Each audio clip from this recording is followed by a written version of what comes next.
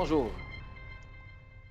Je me suis donc endormi paisiblement sur les dernières paroles de maman. L'amitié la plus importante, c'est celle avec soi-même. Elle avait toujours raison. Je devrais commencer par là.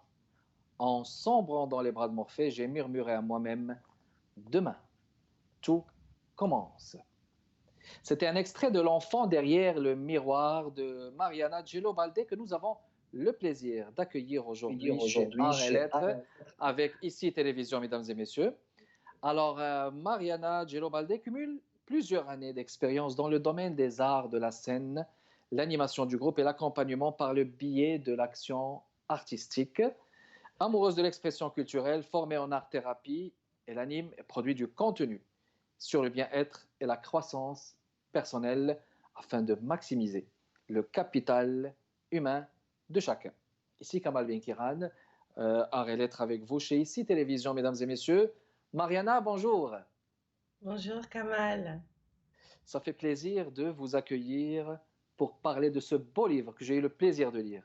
L'enfant derrière le miroir, mesdames et messieurs. Paru en 2020, c'est une parution récente. Euh, L'enfant derrière le miroir, justement, c'est un livre que j'ai trouvé d'une belle sagesse, basé sur l'approche du conte. Il y a des contes, puis il y a un peu d'introspection aussi. À quel point peut-on dire que ce livre, justement, est un outil de croissance personnelle, de développement personnel? Parce que finalement, c'est un outil de croissance personnelle parce que quand on regarde ce qu'on vit actuellement ou même en général dans tout contexte de vulnérabilité, l'adulte Mhm, qu'on est cherche à s'améliorer, l'adulte qu'on est cherche à comprendre pourquoi les choses ne vont pas comme il ou elle le souhaite. Et mhm. très souvent, quand on retourne à l'enfance, justement, on a accès à des réponses aux questions auxquelles on se pose en tant qu'adulte. Et souvent, les Très bien. réponses à ces questions ne sont pas évidentes. Donc, l'enfant derrière le miroir, souvent, c'est cette enfance que chaque Mhm. adulte a dû oublier ou ne se souvient pas nécessairement et qui est caché derrière un miroir. Qui est caché derrière, justement. Euh, dans la première partie, il y a un voyage à l'intérieur de soi, comme une introspection, cela revient à dire, comme vous venez de dire, ce voyage à l'intérieur, ça fait découvrir en nous l'enfant. C'est-à-dire que en chacun de nous, il y a un enfant, et donc un enfant à redécouvrir. Et vous avez justement synthétisé sur cette évidence en parlant d'un enfant intérieur, justement. Alors, est-ce que c'est une tâche difficile, facile? Comment découvrir l'enfant qui est en nous, Mariana? Merci pour cette belle question. C'est sûr que pour chaque personne, c'est une approche complètement différente parce qu'on a tous des enfances complètement différentes aussi. Je Mhm, dirais que le fait qu'en tant qu'adulte, refaire une mhm, activité qu'on aimait faire quand on était beaucoup plus jeune, le fait qu'en tant qu'adulte, observer une situation et essayer de l'observer comme l'aurait observé un enfant ou comme nous l'aurions observé quand nous étions oui, enfants, c'est déjà un très bon départ. Parce que quand on oui. parle de l'enfant intérieur, on ne parle pas nécessairement d'un être qui vit à l'intérieur de nous, mais on parle d'un lieu où sont logées nos émotions, on parle de la Mhm. créativité, de la Oui. spontanéité, une autre façon de voir les choses. On parle du passé aussi, n'est-ce pas? Oui, de l'enfance. On parle de l'enfance générale parce que c'est là où est logée toute notre richesse ou notre pactole émotionnel, si je peux m'exprimer ainsi. Euh, Dans la deuxième partie, vous parlez de la grande réconciliation. Euh, Quand vous parlez de réconciliation, vous parlez de réconciliation envers soi ou avec le monde? C'est un tout. Je pense que comme Mhm, vous avez pu le lire, c'est un tout, mais c'est d'abord une réconciliation envers soi, une mhm, réconciliation avec beaucoup de choses qu'on ne veut pas nécessairement s'avouer, beaucoup de choses qu'on a vécues aussi justement à l'enfance, qu'on mhm. n'accepte pas nécessairement. Oui, Et comme vous voyez dans cette partie de la grande réconciliation, l'adulte mhm. commence par écrire une lettre d'excuse finalement à... Exactement. La Donc ça mystérieuse peut lettre. oui, la mystérieuse lettre. Donc, ça peut être un bon début, le fait de se demander pardon à soi-même pour beaucoup de choses qu'on s'est Exact. fait qui ne reflètent pas nos valeurs personnelles et nos convictions. là, vous venez de dire quelque chose de très intéressant. Demander pardon à soi-même. Euh, il faut attendre l'âge adulte pour demander pardon à soi-même. Est-ce qu'on peut le demander à n'importe quel âge, à n'importe quelle période? Absolument, absolument. Tu peux avoir 12 ans et avoir oublié de faire ton travail d'école, mais tu sais que c'est quelque chose qui va t'empêcher de dormir. Rien que le fait de Oui, dire, je me demande finalement pardon de ne pas avoir fait mon travail d'école parce que je sais que je suis un bon étudiant. C'est quelque chose qui communique l'essentiel à ton subconscient pour te permettre de ne pas croire que finalement tu n'es pas un bon élève. tout à fait. Puis l'amitié, le rôle de l'amitié, hein, n'est-ce pas? Et vous avez parlé du syndrome du pas tout à fait, c'est-à-dire le syndrome pas tout à fait, juste pour rapprocher les gens qui nous écoutent, qui nous Le regardent. syndrome, pas tout à fait. Alors, l'adulte dans le livre, il a 29 ans et il approche à son 30e anniversaire. Et donc, le syndrome du pas tout à fait, c'est un adulte qui a peur d'arriver, d'atteindre cet âge et il se Mhm. dit qu'il est mature, mais pas tout à fait. Il est sûr de lui, mais pas tout à fait. Donc, on est un peu comme entre les deux. Oui, c'est intéressant. Moi, je l'ai nommé quand j'ai lu ça, pas tout à fait, c'est quasiment, hein, c'est ça? Oui, Donc, l'idée du quasiment. Puis, donc, vous avez parlé d'autres concepts comme le concept du Ubuntu, mais on va parler plus en détail, mais on va le faire après la pause publicitaire, mesdames et messieurs. Restez avec nous. On est de retour avec vous, mesdames et messieurs. Dans le cadre de Arts et Lettres, on invite Mariana Gello-Baldé qui nous parle de l'enfant derrière le miroir. Intéressant livre publié chez Escapade, Répit, Bonheur. Euh, Comme je viens de mentionner au début, c'est un livre où il y a un peu de tout. On sent que, hein, il y a une introspection, il y a des contes, ça parle d'une certaine possibilité de croissance, de donner des issues pour la croissance personnelle, du développement personnel. Ça, c'est un outil très important aussi de nos jours. On en parle beaucoup. On en parle peut-être beaucoup parce qu'on vit trop de stress, parce que hein, les temps sont plus les mêmes qu'il y a plusieurs décennies avant. Bienvenue Mariana. Euh, on va continuer à parler hein, de certains, je veux dire, de certaines parties, de certains chapitres. Je parlais d'Ubuntu. Est-ce que vous pouvez nous en dire plus? Parce que je pense que, n'est-ce pas, c'est un concept très, très africain, je veux dire, comme ça, euh, qui, qui, euh, qui est même l'équivalent de je suis donc nous sommes. Est-ce qu'on peut le dire comme oui. ça? Alors, ce que je peux rajouter à cela, c'est que le terme Ubuntu, finalement, il vient de la tribu Bantou, les Bantous, le Mhm, peuple Bantou, le mhm. très grand peuple qu'on retrouve au Congo Au et qui Congo. s'est un peu éparpillé en cherchant de l'eau, et le Mhm, ou qui est mhm. l'humain. Donc, finalement, on peut Ah, dire que voilà. Ubuntu, c'est l'humain à la rencontre de son humanité. Et Parfait. dans le livre, ce qui revient, c'est que l'adulte apprend à devenir une personne Ubuntu, non seulement Mhm. pour se réconcilier à lui-même, mais pour réaliser qu'en tant qu'individu, il a beaucoup à apporter à sa société et qu'il est ce qu'il est grâce à ce que toutes les autres personnes autour de lui sont par excellence. Exactement. Donc, il n'est pas sans les autres. Il Donc, n'est pas sans les autres. il n'est pas sans les autres, c'est-à-dire qu'il se complète avec les autres. Il ne peut pas aller ailleurs s'il n'attire pas avec lui les autres et il n'est rien sans justement les autres. Fabuleux concept, Mais, fabuleux. mais, mais Vraiment, oui. Mais surtout parce que son Mhm. potentiel n'a pas de valeur si les autres n'existent pas. Un artiste, quand il monte sur scène, quand il n'y a pas un public, quel que soit le type d'art qu'il a et la performance, qu'elle soit excellente, sans le public, sa performance n'a pas une certaine valeur. C'est ça le Exactement. Ubuntu, le je suis parce que nous sommes. Les gens qui voient, les gens qui Oui, regardent, les gens qui regardent, qui donnent un feedback, justement. Il y a les autres contes, on va en parler, mais je m'arrête à ce chapitre-là, la troisième partie, le livre de Maman. ma, Alors, dans le fond, c'est un livre que vous dédiez, dans le fond, à votre maman. Un jour, vous lui avez demandé, j'ai trouvé ça très touchant, si elle était heureuse. Vous lui avez demandé si elle était heureuse. Elle a répondu, ma fille, tu fais mon bonheur. Et cette réponse ne vous a pas convaincu justement. Pourquoi elle ne vous a pas convaincu dans le fond? Alors, pourquoi elle ne m'a pas convaincue? Je donnerai la réponse en expliquant justement le pourquoi le livre de maman. Je pense qu'il n'y est pas dans ce livre en question, mais parce que je connais ma mère, je connais le personnage de ma mère.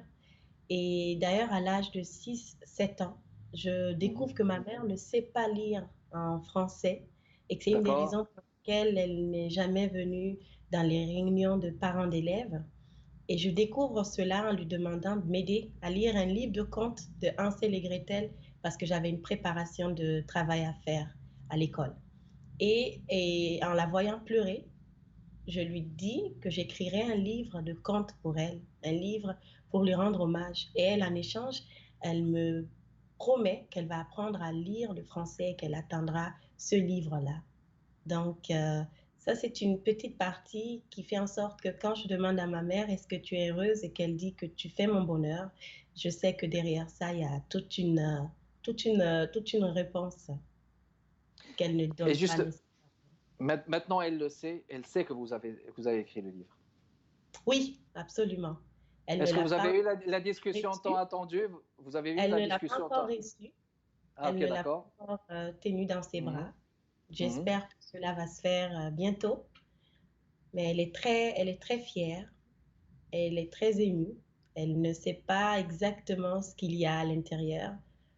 Mais je sais que de la même façon que la plupart des contes que je lui raconte souvent lui font du bien quand elle est malade, je sais que ce livre va réellement être un porte-bonheur pour ma mère.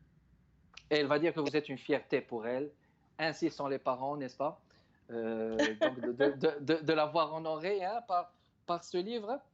Je vais passer, si vous permettez, à ces contes. Les contes qui sont aussi dans les dernières parties. Le Cavalier de la Pluie, Hakuna Matata et l'Arbre Amoureux, Malaika l'Enfant Miracle, Maïcha l'Enfant, Oignon et le Marâtre, La Femme Future.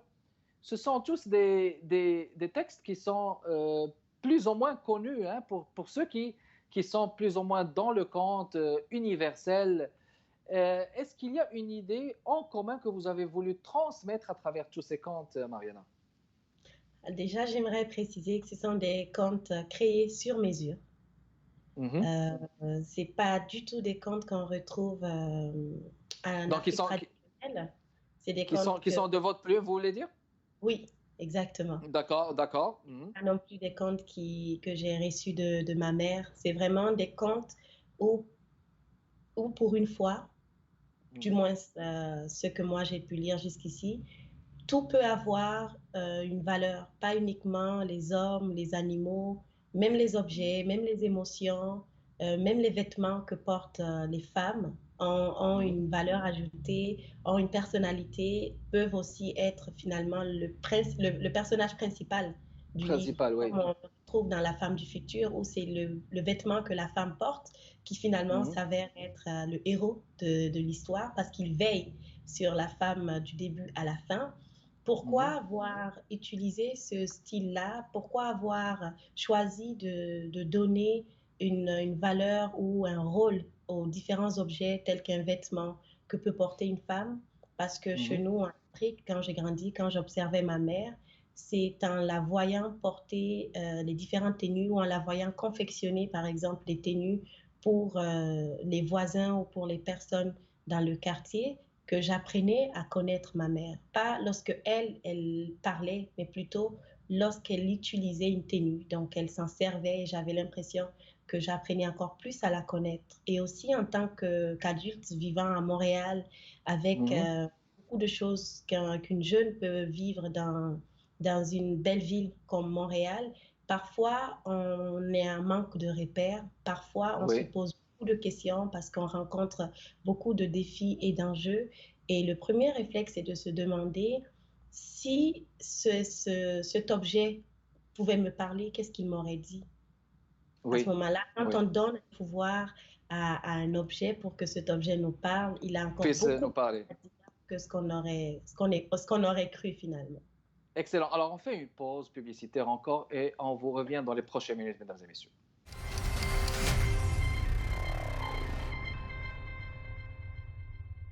De retour, mesdames et messieurs, toujours avec notre invitée de ce jeudi, Mariana Jello Baldé. On est en train de parler de l'enfant derrière le miroir. Et tout à l'heure, je parlais des contes, c'est des contes qu'elle a écrits, mais il faut admettre qu'il y a des héros qui sont passés dans des films. Hakuna Matata, hein. Je pense que ce film est Oui, assez connu, ce personnage. Hein. C'est pour ça, l'enfant Maïcha aussi. Mais bon, vous avez créé ça de votre propre substance, votre propre substance de pensée, là, je veux dire. Euh, je vous suggère qu'on puisse rapprocher nos téléspectatrices et téléspectateurs au Québec et au Canada qui nous regardent par un extrait du livre. Vous avez le choix, ou bien nous lire un extrait, ou bien peut-être l'improvisation d'un conte, qui sait. Je vous laisse le choix, c'est à vous, Mariana. alors, Kamal, je te propose de te faire plutôt une toute petite improvisation de à peu près D'accord, 30 secondes, 40 secondes, qui te très donne bien. aussi l'idée du processus de création. Et Mhm. peut-être toi, tu pourras lire à ce moment-là un extrait.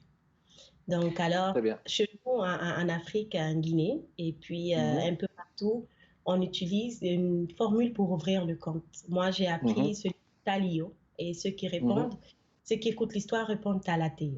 Donc, ce matin, j'ai envie de te raconter l'histoire d'un monsieur qui s'appelait Kamal. Alors, Kamal avait cette habitude de faire connaître les autres, de faire découvrir des parcours, de faire découvrir des personnalités. Mais Kamal avait l'habitude de le faire en personne. Et un jour, on apprend que dans le village où Kamal habitait, il y a un monstre qui a envahi le village. Alors tous les habitants avaient peur et on avait instauré plusieurs règles en disant qu'il fallait respecter une certaine distanciation. Mais Kamal était de ceux-là qui savaient réfléchir. Alors il avait réussi à s'adapter par un canal qu'on appelle l'Internet. Il avait réussi à rappeler à ses invités qu'ils sont ce qu'ils sont parce que lui aussi, il a eu cette initiative de mettre en place une belle émission qui rend hommage à ses invités. Voilà. Magnifique. Écoutez, c'est très gentil d'avoir mis mon humble personne dans l'émission, alors que le focus, c'est vous. Donc, je vous remercie d'avance. Je vous le dis sur les ondes, c'est très bien improvisé, c'est très touchant. Merci beaucoup, Mariana. Euh, on va continuer justement euh, sur quelques questions, je veux dire, d'ordre général, justement, à propos du bonheur. Il faut convenir que l'acquisition du bonheur, d'aller vers le bonheur, ce n'est pas évident. Mais ma question, elle est d'ordre général, Mariana. Comment offrir le bonheur quand on n'est pas heureux? J'ai envie de dire lisez le livre, mais définitivement, parce que si je le dis, c'est dire exactement le but de ce livre, comment offrir le bonheur quand on n'est pas heureux. Bah, il faut commencer justement à penser à soi, il faut commencer par cette introspection. Pourquoi Mhm. commencer par dire qu'on n'est pas heureux? Qu'est-ce qui nous fait croire qu'on n'est pas heureux? Et en tant qu'individu, quelle est la conception qu'on a du bonheur? Pas comment le bonheur est conçu par la société, par les voisins ou par les autres, mais nous, qu'est-ce qui nous rend heureux?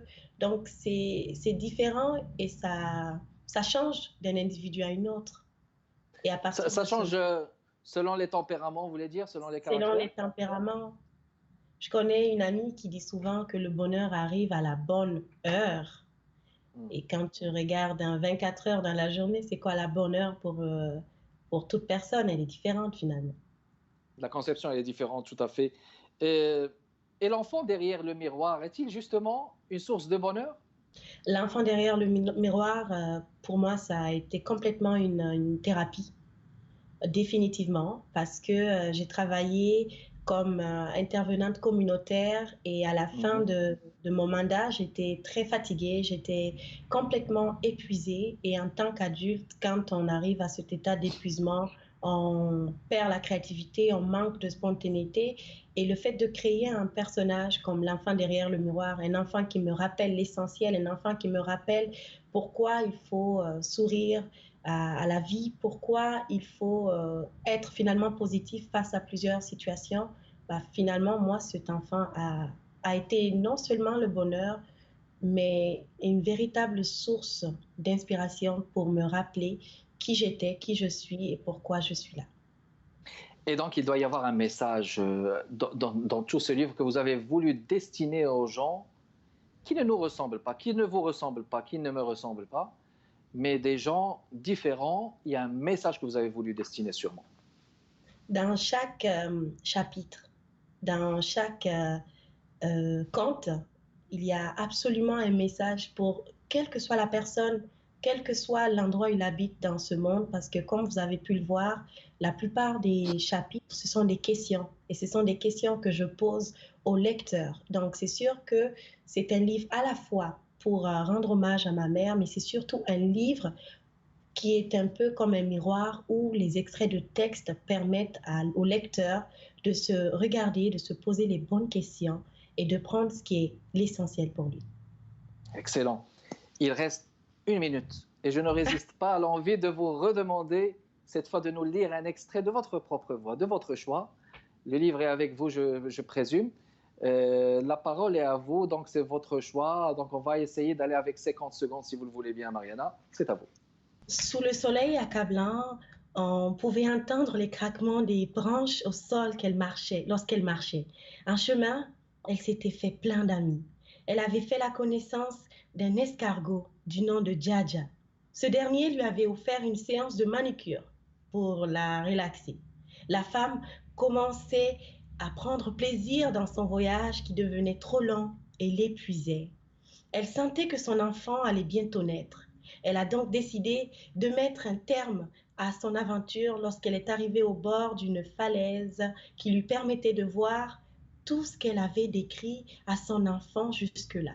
Elle a senti son cœur battre et la paix que dégageait cet endroit lui a inspiré confiance. Cette fois, lorsqu'elle a voulu parler, ce fut la voix de l'enfant qui a surpris ses pensées. « Mère », a-t-il dit avec tendresse. « Oui, mon enfant », a-t-elle répondu. « Depuis le début de ton voyage, tu m'as décrit tout ce que tu aurais voulu que j'imagine alors que je suis dans ton beau ventre. Tu as voulu que j'apprenne, tu as fait beaucoup de rencontres, mais j'aurais voulu que tu me parles aussi de ces animaux qui m'ont aidé et qui m'ont protégé tout au cours de ton voyage. Pourrais-tu à présent répondre à ces 3 questions pour moi? Parle, mon enfant. » La mère lui a dit. Quel est l'animal le plus fort de la forêt? Ils sont tous forts, tu sais, chacun à son niveau d'excellence.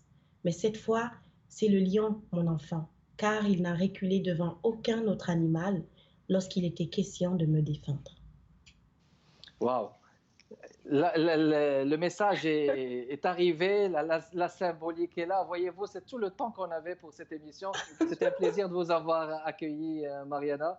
Et je vous souhaite beaucoup de succès avec votre livre L'enfant derrière le miroir, mesdames et messieurs, publié chez Escapade, Répit, Bonheur. Merci beaucoup d'être passé nous voir chez Arts et Lettres. Merci beaucoup de votre continuel intérêt, mesdames et messieurs. Kamal Benkiran avec vous. Jeudi prochain, 15h30. À la prochaine.